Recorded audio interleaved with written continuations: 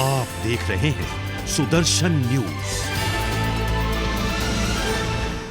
नमस्कार, सुदर्शन छत्तीसगढ़ देख रहे हैं आप और मैं हूं आपके साथ स्मारिका ठाकरे। बंगाल में हो रही हिंसा के मामले को लेकर भारतीय जनता पार्टी लगातार मुखर नजर आ रही है। आने वाले दिनों में भारतीय जनता पार्टी के नेता और साथ ही कार्यकर्ता बंगाल हिंसा के विषय में जहां बंगाल सरकार का विरोध करते हुए नजर आएंगे, तो वहीं सूत्रों की माने तो कई राज्य से बंगाल कार्यकर्ता बंगाल कूच करने की तैयारी में हैं। ऐसे में छत्तीसगढ़ भाजपा मुख्यालय में भाजपा के दिग्गज एक महत्वपूर्ण बैठक भी में शामिल हुए। इस बैठक को भाजपा के राष्ट्रीय महामंत्री भूपेंद्र यादव ने संबोधित किया। इस दौरान सुदर्शन न्यूज से विशेष बातचीत में भाजपा के प्रदेश अध्यक्ष विष्णुदेव साय ने अपने आने वाले दिनों में भाजपा की व्यापक रणनीति पर चर्चा की। साथ ही उन्होंने कहा कि ममता बनर्जी बंगाल में बीजेपी की सफलता पचा नहीं पा रही है, इसलिए हिंसा को शह दे रही है।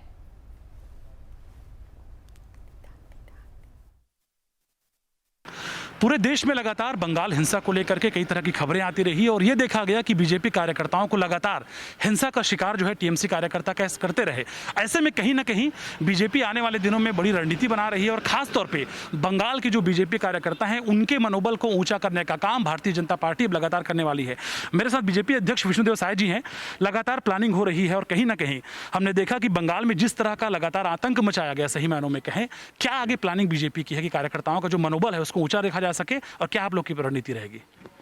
देखिए, पश्चिम बंगाल में विधानसभा चुनाव के दौरान और चुनाव जीतने के पश्चात जो वहाँ पर भारतीय जनता पार्टी के कार्यकर्ताओं के साथ जो घटनाएं घट रही हैं वो बहुत ही निंदनीय है। वहाँ पर भारतीय जनता पार्टी के कार्यकर्ताओं की हत्याएं हो रही हैं, उनके घरों को जलाया जा रहा है, बीजेपी के ऑफिस को जलाया जा रहा है, माँ बहनों के साथ दुष्कर्म हो रहा है और लूटपाट हो रही है और ये बहुत ही निंदनीय है। और पश्चिम बंगाल में भारतीय जनता पार्टी अपना जनाधार बढ़ाई है।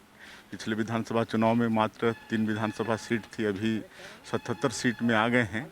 और अगर वहाँ पर टीएमसी के साथ कांग्रेस और वामपंथियों का गठजोड़ नहीं होता तो निश्चित रूप से भारतीय जनता पार्टी की सरकार बनती और टीएमसी और ममता बनर्जी जो खुद अपना विधानसभा चुनाव हार गई है उसको भारतीय जनता पार्टी की सफलता पच नहीं रही है और ये सब वहाँ पर घटनाएं उनके सह पर घट रही हैं और पूरे देश और छत्तीसगढ़ के सभी भारतीय जनता पार्टी के कार्यकर्ता पश्चिम बंगाल के कार्यकर्ताओं के साथ में हैं, उनके दुख में खड़े हैं। और आज उसी को लेकर एक यहाँ पर कार्यक्रम वेबिनार आयोजित था जिसमें हमारे बीजेपी के राष्ट्रीय महामंत्री और राज्यसभा सदस्य आदरणीय भूपेंद्र यादव जी का उद्बोधन था। उन्होंने वहाँ का चित्रण किया है और हमारे बहुत से छत्तीसगढ़ के कार्यकर्ता वहाँ चुनाव में भी गए थे और आज भी ऐसे जो हमारे पार्टी के कार्यकर्ता हैं जिनके मुखिया मारे गए या जिनका घर जलाए गए या जिनके बहन बेटियों के साथ दुष्कर्म हुआ है, ऐसे लोगों का सहायता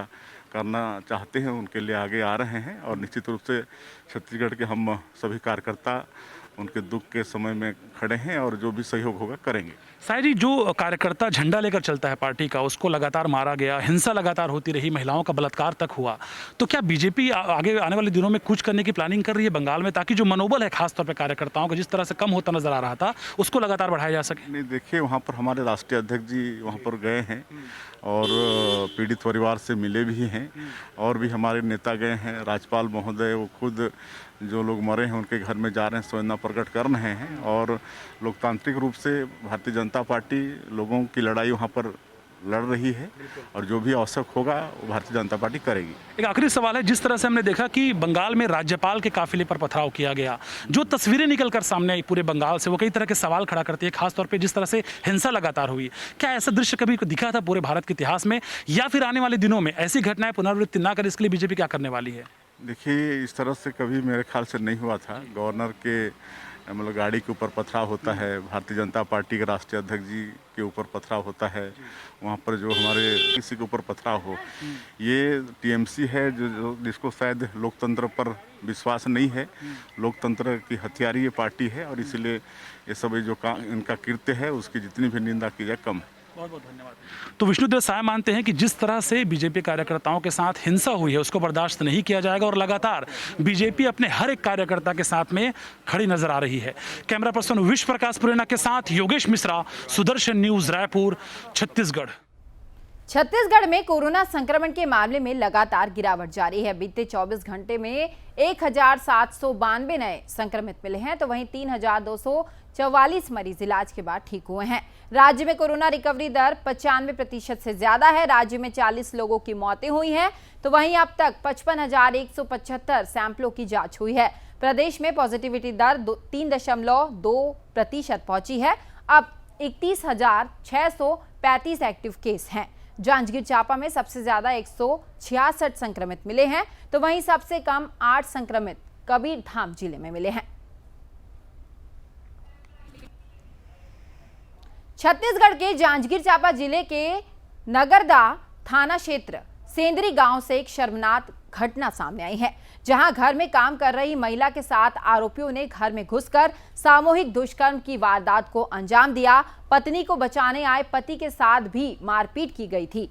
पीड़िता की शिकायत के बाद पुलिस ने तीनों आरोपियों को गिरफ्तार कर लिया है। दरअसल सेंदरी निवासी पीड़िता ने थाने में रिपोर्ट लिखवाई थी कि 28 मई की रात घर में काम कर रही थी तब उसी दौरान 3 लोग घर में घुस आए और मुंह दबाकर तीनों आरोपियों ने महिला के साथ दुष्कर्म किया। इसी दौरान महिला की आवाज सुनकर उसका पति वहां पहुंचा, जिसे तीनों आरोपियों ने पकड़कर उसका गला दबाते हुए धमकाने लगे। महिला के पति ने जब जोर जोर से चिल्लाया, तब उस पास में रहने वाले उसके चाचा वहां पहुंच गए, जिसे देखकर आरोपी वहां से भाग निकले।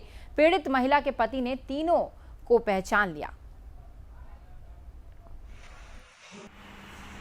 नगरदा थाना क्षेत्र का ये मामला है, जिसमें परिजनों के द्वारा दिनांक 28/5/2021 को थाने में आकर ये रिपोर्ट दर्ज कराई गई कि उनकी बेटी जो कि घर पे अकेली थी रात्रि में, और उसी दौरान 3 आरोपीगण राजेश कुमार राठौर, पवन जायसवाल और अमृत लाल कंवर जो कि घर में घुस आए और लड़की के अकेले होने का फ़ायदा लेकर उन्होंने उसके साथ सामूहिक बलात्कार किया, जिस पर पुलिस के द्वारा अपराध पंजीबद्ध किया गया था और तीनों ही फरार आरोपियों की पता तलाश की जा रही थी और इसमें पुलिस के द्वारा त्वरित कार्यवाही की गई है और 4 दिन के अंदर ही तीनों ही आरोपी राजेश कुमार राठौर, पवन जायसवाल और अमृत लाल कंवर तीनों को गिरफ्तार किया जाता है। कोंडागांव में जवानों को नक्सलियों के खिलाफ एक बड़ी सफलता हाथ लगी है। जिला कोंडागांव के धनोरा और केशकाल क्षेत्र में नक्सलियों की उपस्थिति की सूचना मिलने पर सुरक्षा बलों को रवाना कर दिया गया था। इस दौरान ग्राम भंडारपाल के नजदीक पहले से घात लगाकर बैठे नक्सलियों द्वारा पुलिस को आता देख गोलीबारी चालू कर दी गई, जिसके बाद पुलिस पार्टी द्वारा भी आत्मरक्षा तत्काल जवाब फायरिंग की गई। इस तरह लगभग 1.5 घंटे तक यह मुठभेड़ चली, जिसके बाद नक्सली पुलिस को भारी पड़ता देख जंगल की आड़ लेकर भाग गए। जब इलाके की सर्चिंग की गई तो एक पुरुष नक्सली और एक महिला नक्सली के शव सहित दैनिक उपयोग की अन्य सामग्री भी बरामद की गई है। मारे गए दोनों नक्सली मार्च माह में थाना धनोरा के कुएंमारी क्षेत्र में हुए आगजनी में और क्षेत्र में हुए अन्य कई नक्सली घटनाओं में शामिल थे।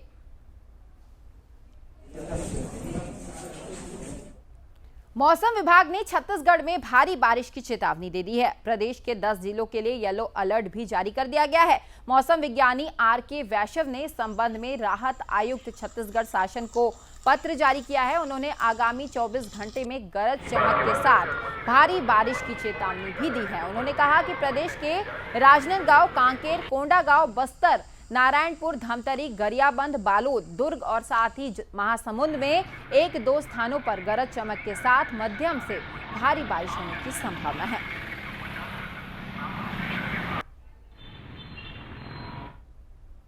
फिलहाल इस बुलेटिन में इतना ही। प्रदेश की सभी खबरों के लिए आप देखते रहिए सुदर्शन छत्तीसगढ़। नमस्कार।